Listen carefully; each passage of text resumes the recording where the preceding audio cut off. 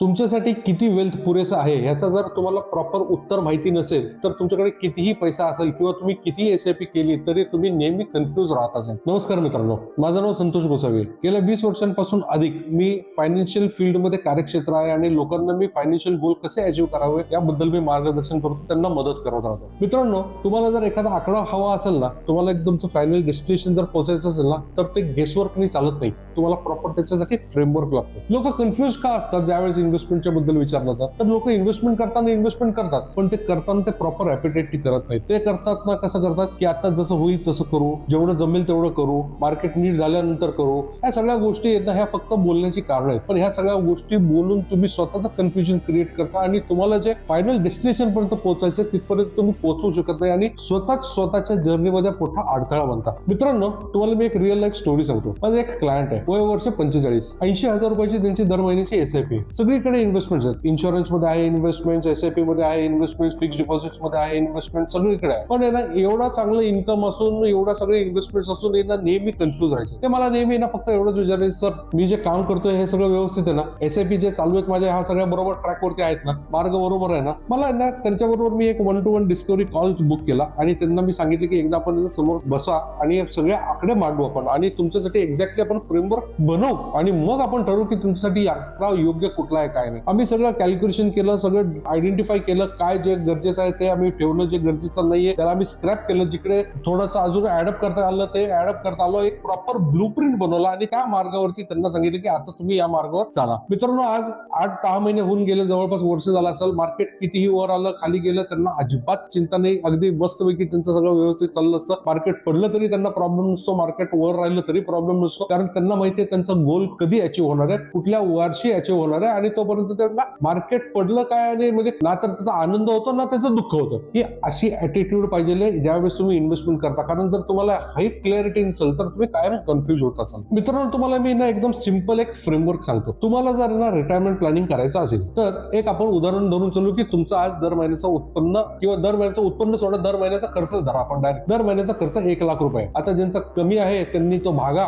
आणि ज्यांचा अजून जास्त अधिक आहे त्यांनी तो गुणिले करा. 1 लाख रुपये जर तुमचा दर महिन्याचा खर्च आहे तर वर्षाला किती झाला खर्च? 12 महिन्यांचा हा साधारण 12 लाख रुपये खर्च झाला. हा जो आकडा 12 लाख आहे या आकड्याला तुम्ही 25 ने गुणा म्हणजे मल्टिप्लाय करा 25 ने. जर तुम्ही ह्या 12 लाखाला 25 ने मल्टिप्लाय केलं तर त्याचा आकडा येतो साधारण 3 करोड. तर तुमचा रिअल आकडा काय आहे रिटायरमेंटचा? तर तुमच्याकडे हातामध्ये जोपर्यंत 3 करोड रुपये जमत नाही तोपर्यंत तुम्ही फायनान्शियली फ्री होऊ शकत नाही. आता हा आकडा तुम्हाला कळाला. आता हा आकडा कळाल्यानंतर मग मुद्दा कसा येतो की या आकड्यापर्यंत पोहोचण्यासाठी काय काय मार्ग आहेत, तिथे तुम्हाला फायनान्शियल प्लॅनरची गरज लागते. त्याच्यानंतर चाइल्ड एज्युकेशनला ज्यावेळेस आपण प्लॅन करतो त्यावेळेस तुम्हाला इन्व्हेस्टमेंट करताना काय करायचं असतं, ते इन्फ्लेशन ऍडजस्टेड रिटर्न कॅल्क्युलेट करायला लागतो, कारण तो फ्युचर व्हॅल्यू असतो. समजा तुमच्या मुलाला आजपासून 15 वर्षांनंतर काही खर्च लागणार असेल, 10 वर्षांनंतर लागणार असेल, तर आजची किंमत आणि भविष्यामध्ये असणारी किंमत यामधला जो गॅप आहे हा आयडेंटिफाय करायला लागतो आणि हा आयडेंटिफाय तुम्हाला फायनान्शियल प्लॅनर करून देऊ शकतो. मेडिकल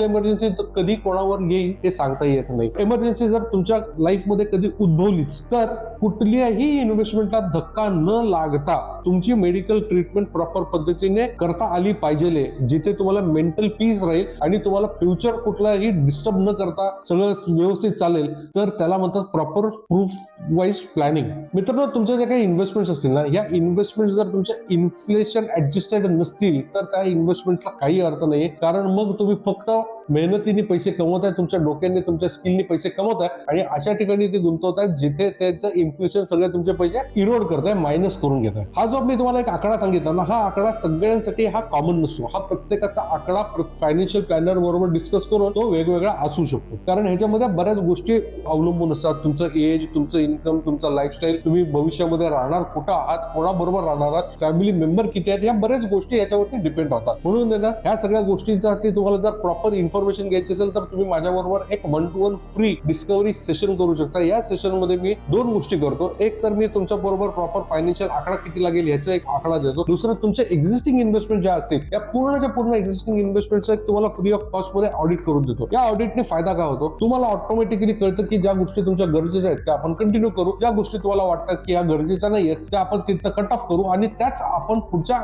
भविष्यामध्ये आपल्याला लागणाऱ्या आकड्यापर्यंत कशी पोहोचता येईल त्याच्यात जर हातभार लावता आला तर तो आकडा यूज करू. मित्रांनो, SIP जर तुम्ही चालू केली आणि जर SIP विदाऊट जर तुम्ही चालू केली आणि SIP जर विदाऊट नंबर चालू केली, म्हणजे तुम्हाला जर आकडा माहितीच नाही आणि तुम्ही फक्त करत चाललाय, तर इट इज ओनली अ गेसवर्क. आणि गेसवर्क वरती चालताना तुम्ही कधीच पोहोचू शकत नाही, हे मी आधीच सांगितलं. पण त्याचं कसं होऊन जातं की SIP किती करावी हे तुम्हाला कळत नाही. कमी करावी का जास्त करावी, का तुम्ही जी करताय ही कमी आहे का जास्त आहे. तुमची जी गुंतवणूक आहे ही गुंतवणूक योग्य पद्धतीने ऍसेट अलोकेशन मध्ये डिस्ट्रीब्यूट केलेली आहे का, रिस्क जी तुम्ही घेताय ही योग्य आहे का, कमी आहे का, जास्त आहे का, तुम्ही अजून एक्स्ट्रा रिस्क एक्सपोजर घेऊ शकता. आणि ह्या सगळ्या गोष्टी जर तुमच्या प्रॉपर ऍडवाइसने जर गेलेल्या असतील ना, तर मार्केट करेक्शन वगैरे मध्ये कधी आलं तर तुम्ही कधीही पॅनिक करणार नाही. SIP without proper number is equal to blind investment. त्या SIP ला काही अर्थ नाही. काय बरेच लोक ना आता SIP करायचे म्हणून करत राहतात, पण तुम्हाला ते माहितीच नसतं की मी जी SIP केलेली ही कमी आहे का जास्त आहे, का माझ्यासाठी योग्य नंबर कुठला आहे. काय असतं की तुमच्याकडे जर योग्य नंबर असेल ना,